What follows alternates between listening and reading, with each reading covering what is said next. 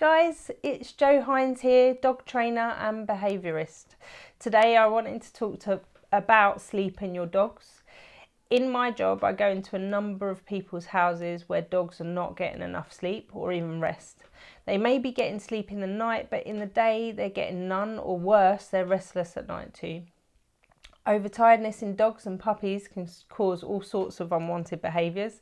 Nipping and biting in puppies, in adult dogs biting when disturbed from sleep, some labelled grumpy around people, other dogs and more. Adult dogs need on average about 12 to 14 hours of sleep. If they're in sync with your own sleep patterns, say 8 hours at night, they need to get the remaining hours through the day.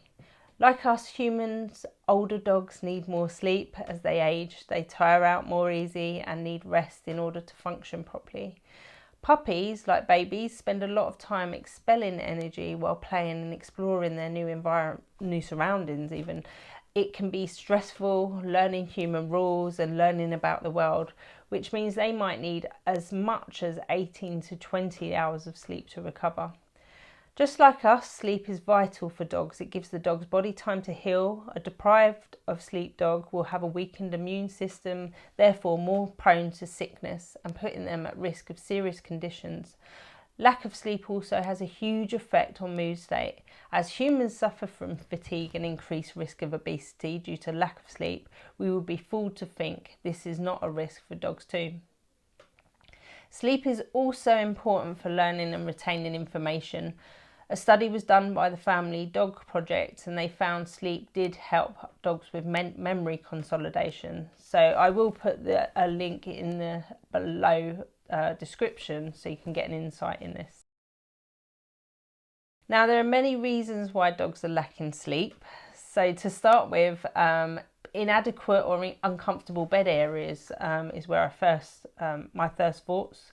A plastic dog bed or a hard floor is not comfortable for a dog and not conducive to having a good night's sleep or adequate sleep or rest in the day.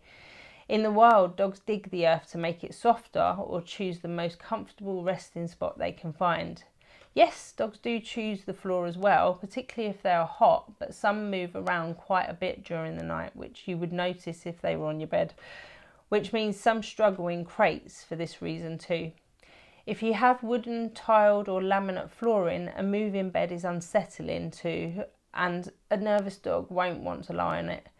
Dogs are social animals and generally like to rest near us. A completely relaxed, dependent dog would happily sleep away, but others might not. A lot of people frequent the kitchen these days and tell me their dog pesters the visitors constantly when they're there. I look around the kitchen and see there is nowhere for the dog to just chill out and calm down. I often ask people to just get me a blanket or a towel and lay it down near us and carry on talking to the owner, leaving the dog to be. And the dog often just lies straight down on it. Underfloor heating. Now this is another problem for some dogs, particularly if you have this throughout the house. Dogs overheat quickly, so having a place they can go where it's not heated is important. I get complaints about dogs digging up the garden. If your dog digs a hole and then lies in it, the main reason will be either they have no comfortable place in the house or because they are digging to get to the cool earth underneath. If you don't like it, provide them an equivalent like a cool bed in the shade. Now, dogs also need multiple options. If you're not allowing your dog on the bed or furniture, and by the way, yes you can, because it doesn't cause dominance, they need multiple options. Each dog is different and having different bed and they all have different bed preferences actually. Cave, flat, thick, beanbag beds with lips for dogs that has short noses that need to lift their heads up to help them breathe, and some like being covered up. Before you say it, no, they are not just dogs and should not just be grateful for what they've got. Some people who don't let their dogs on the furniture have a daily battle with their dogs getting up there, or worse, the dog becomes aggressive. Think about it. We often appear or become threatening first.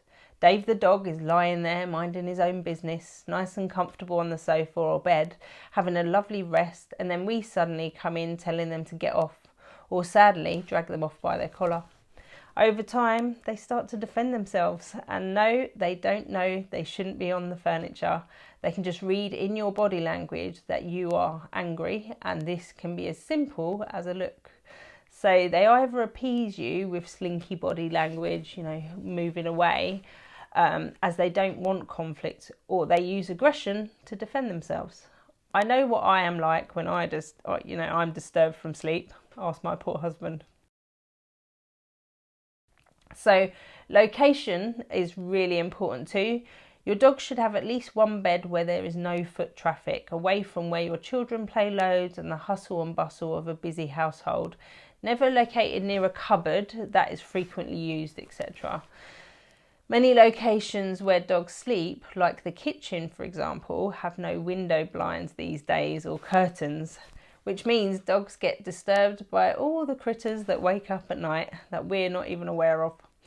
This can make them more anxious or on high alert, and no blinds means it can make them rise when the sun does, so I would avoid it.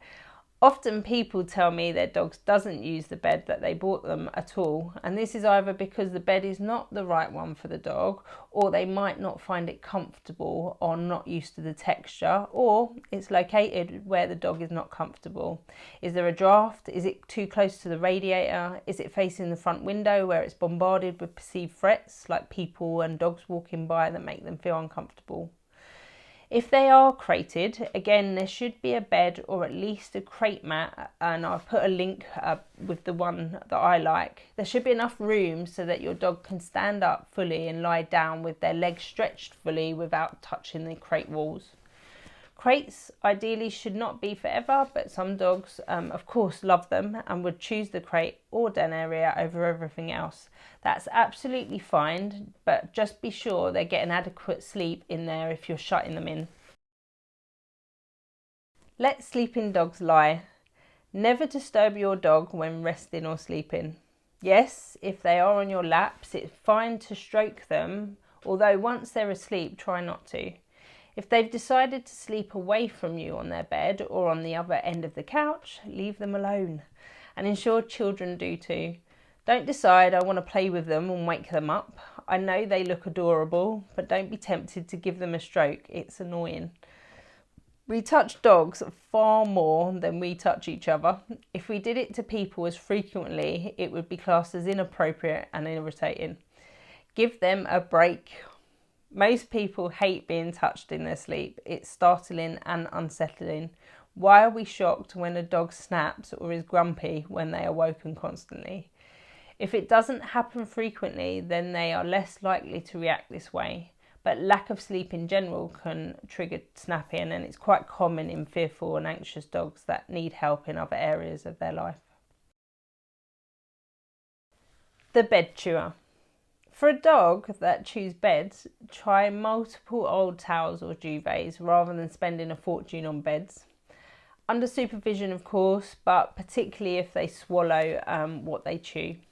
Reintroduce the bed differently, focusing on calm activities, encouraging them to lie down in a relaxed position, and giving them kongs filled with something they have to lick as opposed to throwing it up in the air and dropping it, or chews that take them a while. Ensure to introduce the bed slowly, managing access to it at first. Be sure it's not on a slippery surface, because ones that move can attract chewing, particularly in puppies, as it becomes a fun toy, just like puppy pads. So visiting other locations. So this is another important area. So when visiting restaurants, cafes, friends' homes, etc., always take a comfortable familiar mat with you. This helps dogs feel more relaxed, having a recognised space to go to. This is especially important if you are going to a house where another dog resides. The floor inside and outside a cafe restaurant is also hard and freezing on a cold day, and on a hot day they might not have the option to move into the shade, as dogs overheat quickly, but they should. Ensure they're not trapped with no escape route in these places, and ask people to not touch them. The mat should be their safe place, only letting people stroke your dog if your dog is indicating they want the attention. As I mentioned, I personally really like these particular ones that I'll show you, they're designed for dog crates. However, they're handy to take with you. They have an anti-slip surface and double up as a snuffle mat too. It's a win-win. Otherwise, use bath mats. Both can be rolled up. I have also seen some very thoughtful owners putting an item of their clothing down if they have nothing else.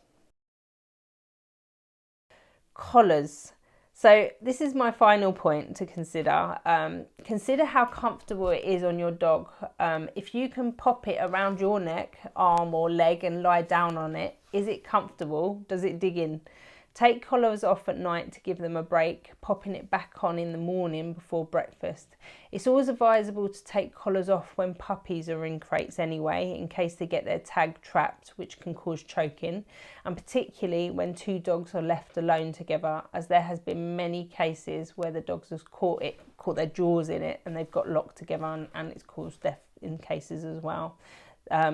So they can also get hung on things by it. As you can see, there are many things as behaviourists we have to consider when looking at a dog's behaviour. It's important to be mindful and try and think from your dog's point of view.